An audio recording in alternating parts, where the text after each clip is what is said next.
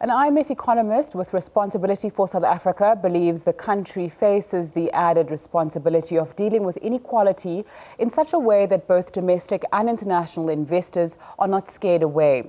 The IMF Mission Chief for South Africa, Paulo Mauro, was speaking exclusively to SABC News on the sidelines of the spring meetings in Washington. He also pointed out that the country's economic challenges are not a new thing and should come as little surprise. The economic situation in South Africa has been challenging for some time. We have a very slow growth. Last year we had growth at 0.3%.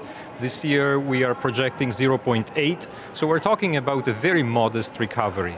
And this is a country where population growth is 1.5%. So the per capita incomes are actually declining rather than rising rapidly, which is what one would want to see. We also have unemployment, which is extremely high. We have one of the highest degrees of inequality.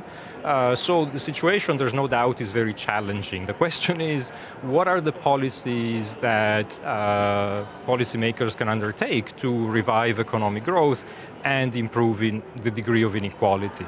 On the macroeconomic policy front, quite frankly, I don't see a whole lot of space. Monetary policy, I would say we project the inflation rate to go back within the target rate, the target band of 3 to 6% by the end of the year. We are at 6.1, so we're not far from there.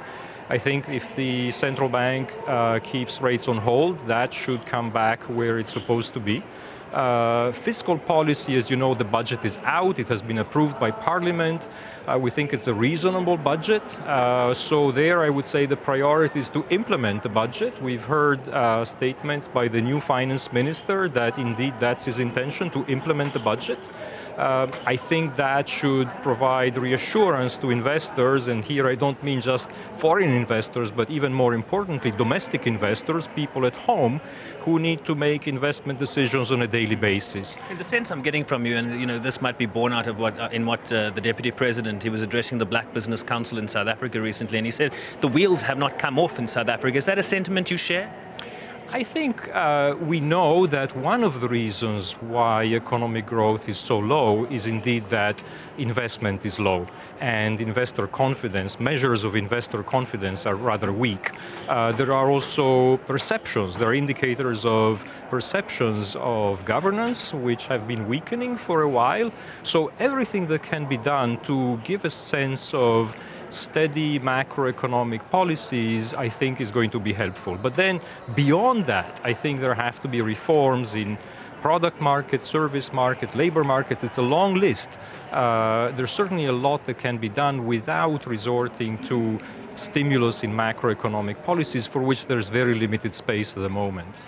We have, as you've mentioned, spoken about this for years, the lack of inclusive growth in South Africa.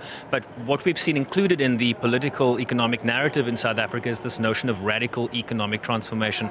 What's your understanding of what that means, particularly in light of the conversations around nationalization, expropriation, and that sort of thing?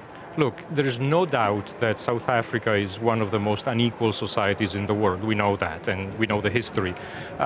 We know that a recent survey said that the average income of a black person is 1/5 of the average income of a white person. So those are very extreme numbers, and it's understandable that number one, or one of the key priorities of governments, is to do something about that.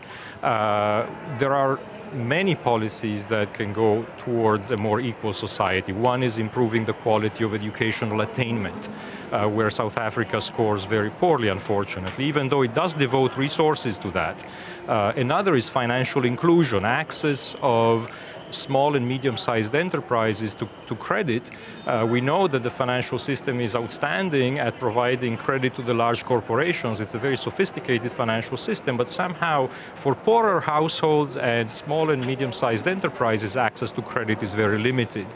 And beyond that, there's a lot of little things that can be done in the composition of fiscal policies, choices that have to be made on the type of taxes, on the types of expenditures, and I think in there's a lot that can be done to revive economic growth, but also to restore a somewhat better degree of equality in the country.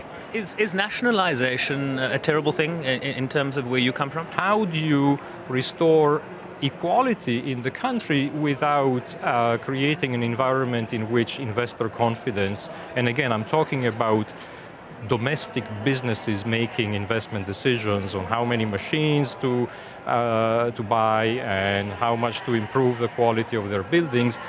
You don't want to undermine that type of investor confidence. In fact, you want to make sure that people know what the rules of the game are so that they feel confident in investing and producing and restoring economic growth.